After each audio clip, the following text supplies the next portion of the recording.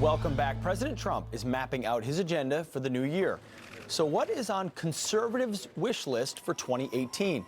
Ned Ryan is the founder and CEO of American Majority, and he joins us now with more on this. Ned, good morning. Thanks for being here. Okay, so if you're a conservative, you support President Trump, you saw what he did in 2017. That's right. What are you looking for in 2018 to pursue the agenda? Build the wall. The most important thing, one of the reasons he was elected, Pete, was to build the wall. And I think one of the things that he has to do is say, I'm going to be relentless on this. It's about $22 billion to build that southern wall, 1,000 miles, 40 feet long, 40 feet high. And he has to tell Congress, there is no DACA deal unless I get full funding for my wall. He needs to remember this is one of the top reasons he got elected. He needs to keep appointing Federalist Society judges to every level of the federal bench. And this is important. He has to make sure that they're young, make sure that they're 40-somethings, because, Pete, one of the things that's important to tearing apart the administrative state is putting in conservative judges that are going to curtail it and start to tear it apart. And we talk about draining the swamp.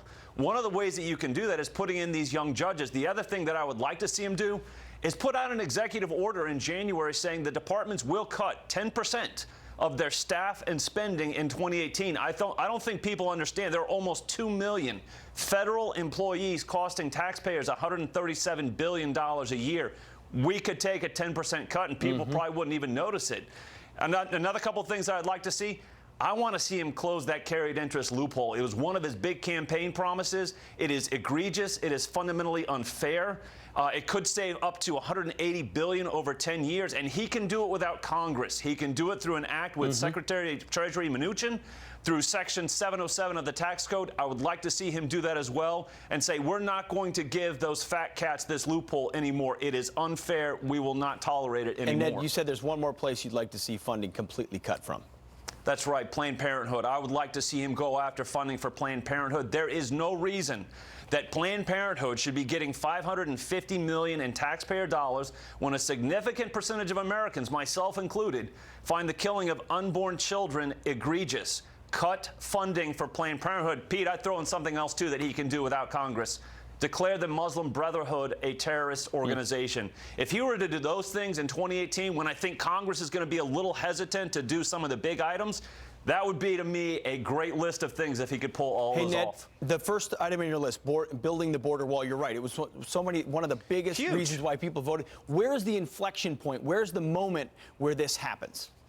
Well, I think it's this whole debate over DACA. You know, I heard Mitch McConnell saying that he thinks he's going to bring that to the floor in January, and Donald Trump has to say, we will not have a DACA deal unless you get me full funding for this southern wall. And so I think it's going to be in the first couple months of 2018 where there's going to be a huge debate over what's happening in regards to DACA. And this is where Trump draws a line in the sand and says, nope, we're not having this conversation unless you give me that funding. No, I think that's an important point. Full funding. Washington loves to say initial funding, and then they never fund it completely. It's got to be full. Ned Ryan, I think you've got the pulse of what Trump voters are looking for in 2018. We appreciate your time. Thanks a lot. Thanks, Pete. All right. Well, Vanity Fair apologizing. They're apologizing now. This is not a joke. For suggesting New Year resolutions for Hillary Clinton. Take up a new hobby in the new year. Volunteer work, knitting, improv comedy, literally anything that'll keep you from running again. It was about the lightest touch criticism we've seen in a long time. Well, Tomi Lahren has a message for the magazine. Get a backbone.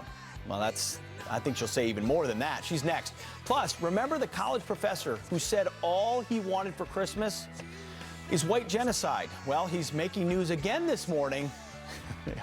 How can you do better than that? Stick around.